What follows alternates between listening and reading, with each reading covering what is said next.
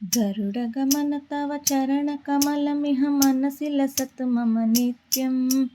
मनसु लसतु मम नित्यं मम तापमपाकुरु देवा मम पापमपाकुरु देवा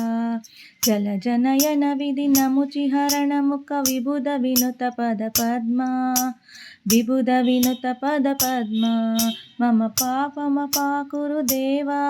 मम पापमपाकुरु देवा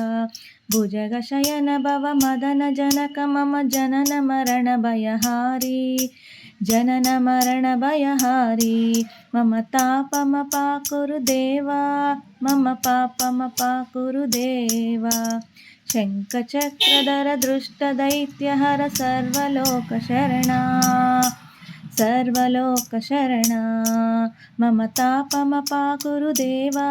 मम पापमपाकुरु देवा अगणित गुणगण अशरण शरणद वदलित सुररिपुजाला वैदलित सुररिपुजाला मम तापमपाकुरु देवा मम पापमपाकुरु देवा भक्तवर्यमिह भूरि करुणया पाहि भारती तीर्थं पाहि भारती तीर्थं तापमपाकुरु देवा मम पापमपाकुरु देवा मम तापमपाकुरु देवा मम तापमपाकुरु देवा मम तापमपाकुरु देवा मम पापमपाकुरु देवा मम तापमपाकुरु देवा मम पापमपाकुरु देवा।